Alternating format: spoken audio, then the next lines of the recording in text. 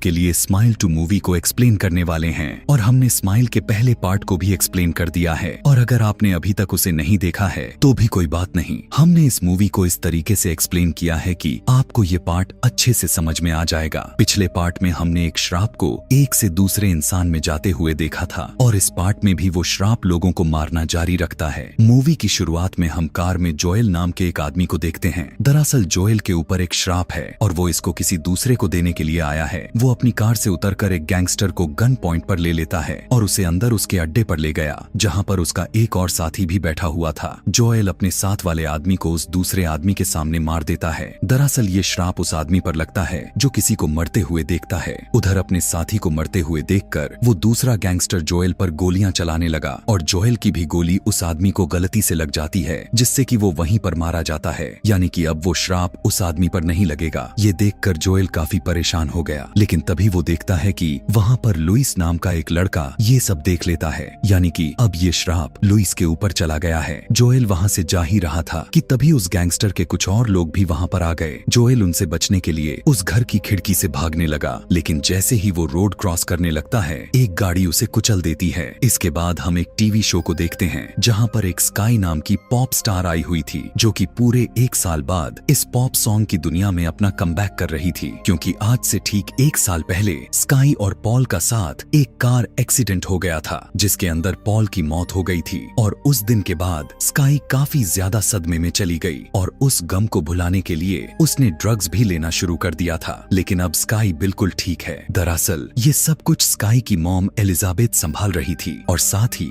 उनके साथ हम स्काई के असिस्टेंट जोशुआ को भी देखते हैं। हालांकि वो पूरे 1 साल बाद कमबैक कर रही थी, लेकिन फिर भी उसकी फैन फॉलोइंग कम नहीं हुई होती। लोग उससे पहले जितना ही प्यार करते थे। इसके बाद हम स्काई की डांस प्रैक्टिस देखते हैं, क्योंकि कुछ ही दिनों बाद उसका एक बहुत ही बड़ा शो होने वाला है। लेकिन डांस प्रैक्टिस के वक्त स्काई को अपनी कमर में बहुत ही ज्यादा दर्द होने लगा। दरअसल उस एक्सीडेंट की वजह से स्काई के पेट पर काफी चोट लगी थी और हम उसके पेट के टांकों को भी देख सकते हैं। अपने उस पेट के दर्द को दूर करने के लिए स्काई अभी भी ड्रग्स लेती थी। वो ड्रग्स ले ही रही होती है कि तभी वहाँ का दरवाजा नोक होता है और उसकी सारी ड्रग्स की गोलियां वॉश बेसिन में गिर जाती हैं। रात में घर जाते वक्त स्काई अपने दोस्त को उन ड्रग्स की पिलस के लिए मैसेज करती है और वो भी उसे अपने घर बुला लेता है। स्काई अपने होटल से चुपके से निकलकर अपने दोस्त के घर पहुंच गई, जहां पर हम देख पाते हैं कि ये कोई और नहीं लुइस ही था। लुइस बहुत ही ज्यादा घबराया हुआ लग रहा था। अंदर आते ही वो स्काई के गले पर अपनी तलवार लगा लेता है। वो स्काई से कहता है कि आखिर तुम यहाँ पर क्यों आई हो, जिस पर स्काई कहती है कि तुमने ही तो मुझे यहाँ पर आने के लिए मैसेज किया था। लेकिन लुइस को इसके बारे में कुछ भी याद नहीं होता। फिर वो स्काई के लिए उन ड्रग्स की पिलस को लाने के लिए अंदर चला जाता है। कुछ टाइम तक लुइस बाहर नहीं आता, इसलिए स्काई उसे देखने के लिए अंदर जा ही रही थी कि तभी लुइस चिल्लाता हुआ बाहर आता है। वो स्काई के सामने ऐसे घबरा रहा था कि जैसे उसके सामने कोई एंटिटी है जो कि सिर्फ उसे दिखाई दे रही हो। तभी लुइस चिल्लाते चिल्लाते एक बहुत ही डरावनी स्माइल देता है।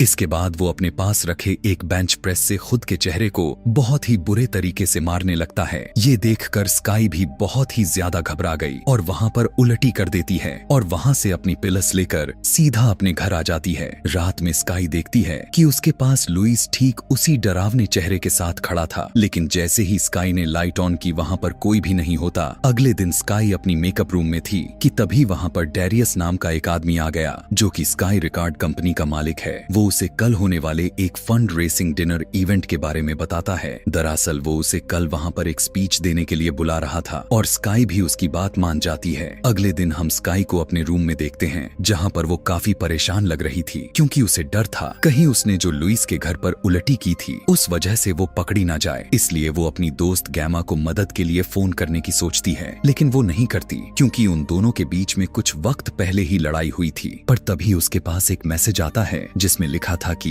क्या तुम कल लुइस के घर पर थी। ये देखकर स्काई और भी ज्यादा घबरा जाती है, पर जैसे ही स्काई ने शीशे में देखा वो देखती है कि उसके पीछे लुइस खड़ा है। वो उसे देखकर बहुत ही ज्यादा घबरा गई और चीखने लगती है, लेकिन तभी वहाँ पर उसकी मॉम भी आ गई। वो स्काई से पूछती है कि आखिर तुम चीख क्यों रही थी, जिस पर स्काई स्पाइडर का बहाना बना लेती है। इसके बाद स्काई अपने फैंस को अपना ऑटोग्राफ दे रही होती है कि तभी एक आदमी आकर उसे कहता है कि मुझे पता है कि तुम अंदर से बहुत दुखी हो और वो उसे परेशान करने लगता है, पर उसे ऐसे करते हुए देखकर सिक्योरिटी गार्ड्स उसे वहां से ले जाते हैं। इसके बाद स्काई के पास एक लड़की भी आती है और वो उसे एक बहुत ही डरावनी स्माइल के साथ अजीब तरीके से घूर रही थी। ये देखकर स्काई घबराने लगती है। रात में स्काई अपनी दोस्त गैमा को फोन कर ही लेती है। वो गैमा से माफी मांगती है और गैमा ने भी उसे बहुत ही जल्दी माफ भी कर दिया। ये सुनकर स्काई गैमा को कहती है कि क्या तुम मेरे घर आ सकती हो। गैमा भी उसके घर पर आने के लिए मान जाती है। इसके बाद स्काई पानी पीकर उस बोतल को किचन में ही छोड़ देती है और खुद अपने गाने की प्रैक्टिस करने लग गई। पर तभी वो उसे अपनी बोतल के नीचे गिरने की आवाज सुनाई देती है। स्काई ने जैसे ही वहां पर जाकर देखा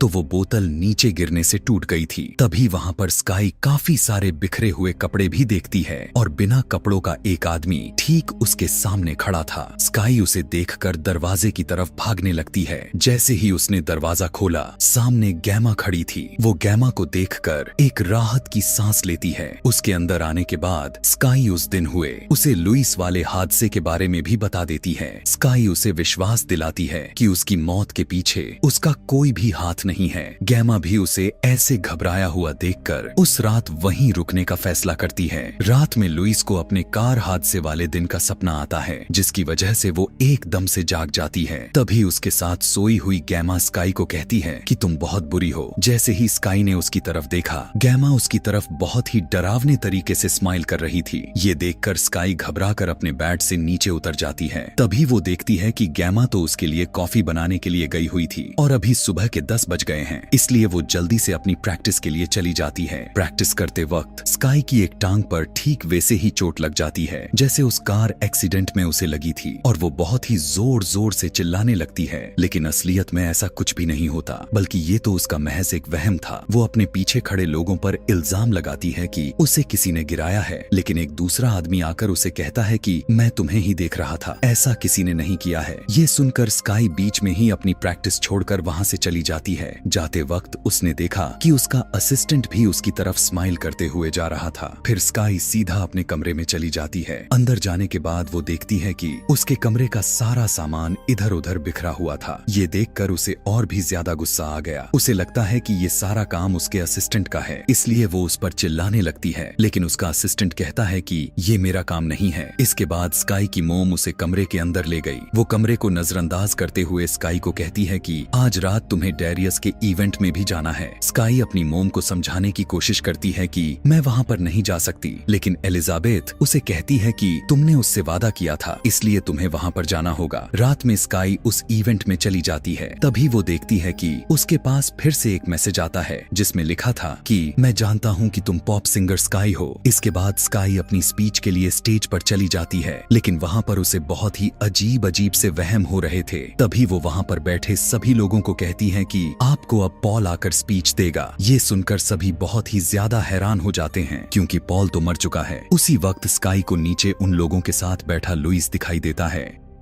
और वो बहुत ही अजीब तरीके से स्माइल करते हुए स्काई के नजदीक आ रहा था। स्काई घबराकर अपने पास वाली लेडी को भी स्टेज से नीचे गिरा देती है। इस चीज से वहां का सारा इवेंट भी खराब हो जाता है। अब स्काई भी इन चीजों से काफी ज्यादा परेशान हो गई थी। एक दिन फिर से उसके पास मैसेज आया। वो आदमी स्काई को कहता है कि जो भी तुम्हारे साथ हो रहा है वो सब कुछ असली है, मैं तुम्हारी मदद कर सकता हूँ। इसके बाद वो उसे लुइस की एक वीडियो भी भेजता है जिसमें वो देखती है कि लुइस की हालत ठीक उसके जैसी थी। इसके बाद लुइस उसी वक्त उससे मिलने का फैसला करती है और वो आदमी भी उसे अपनी लोकेशन भेज देता है। उस लोकेशन पर जाकर स्काई मोरिस नाम के उसी आदमी से मिलती है। वो उसे बताता है कि ये कुछ और नहीं बल्कि एक एंटिटी है जो कि तुम्हें परेशान कर रही है और उसे तुम्हारी जान चाहिए, और जब तुम मरोगी उस वक्त तुम्हारे साथ कोई और भी होगा और जो भी तुम्हें मरते हुए देखेगा, इसके बाद वो एंटिटी उसका दिमाग अपने काबू में कर लेगी और फिर उसे भी मार देगी। मोरिस उसे कहता है कि लेकिन मैं तुम्हारी मदद कर सकता हूँ।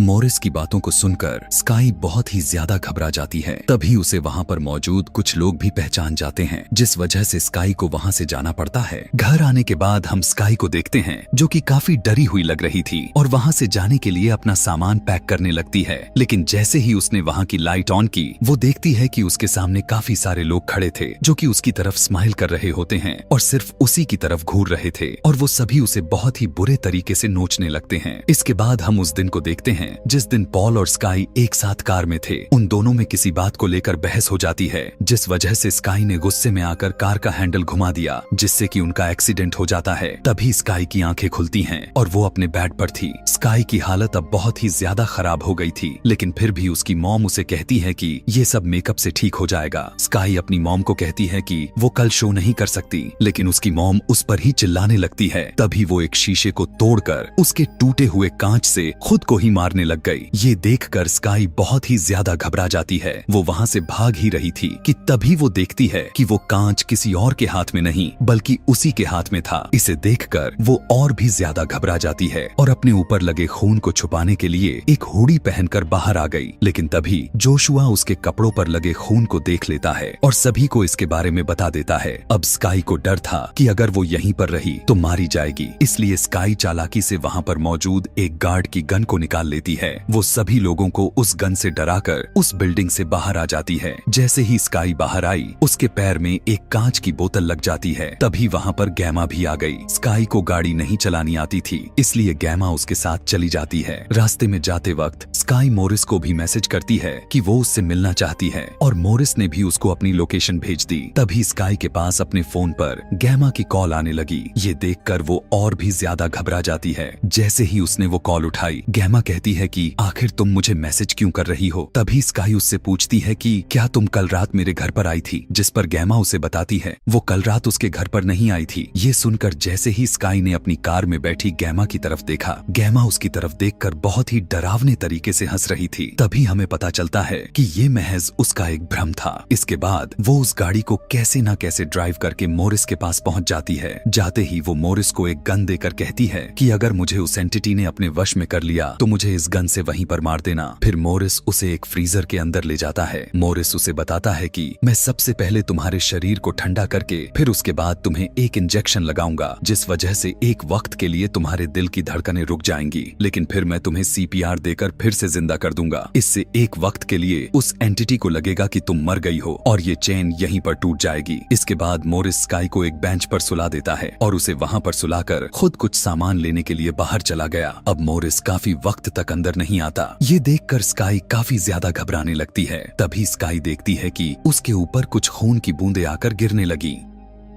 जैसे ही स्काई ने ऊपर देखा तो वहाँ पर उसके सामने एक्सीडेंट वाले दिन की स्काई थी। उसे देखकर वो बहुत ही ज्यादा डर जाती है और देखते ही देखते वो उसके ऊपर आकर गिर गई। वो एंटिटी उसका गला पकड़कर कहती है कि मुझे तुम्हारी स्किन पसंद है, अब तुम्हें मुझसे कोई भी बचा नहीं सकता है। तभी वो एंटिटी स्काई के मुंह पर स्माइल बनाने के लिए अपने हाथ को उसके मुंह में डाल देती है, पर स्काई ने हिम्मत करके उसकी उंगलियों को चबाकर उसके हाथों से अलग कर दिया। वो एंटिटी दर्द से चिल्लाने लगती है और मौका देखकर स्काई अपने अंदर उस इंजेक्शन को भी लगा लेती है, लेकिन उस इंजेक्शन को लगाने के बाद उसे कुछ भी नहीं होता, क्योंकि वो तो उसका एक वहम था और वो एंटिटी उसे फिर से अपने शो में भेज देती है, जहां पर उसकी मॉम भी उसे चीयर कर रही थी। यानी कि अब तक जो भी उसके साथ हो रहा था वो असलियत नहीं बल्कि एक भ्रम था। तभी उसके सामने उसके ही जैसी एक और स्काई आकर अपने पेट को अपने ही हाथों से चीर देती है और उसके अंदर से एक बहुत ही भयानक शैतान निकलता है और वो स्काई के चेहरे को पकड़कर उसके अंदर चला गया। इसके बाद जब स्काई उठी तो उसके मुंह पर ठीक वैसी ही डरावनी स्माइल थी और वो खुद को उन सभी लोगों के सामने अपने माइक से मार लेती है। इसी के साथ ये मूवी यहीं पर खत्म हो जाती है। ऐसे ही और भी वीडियोस देखने के लिए कमेंट में नेक्स्ट लिखना ना भूलें। Thanks for watching.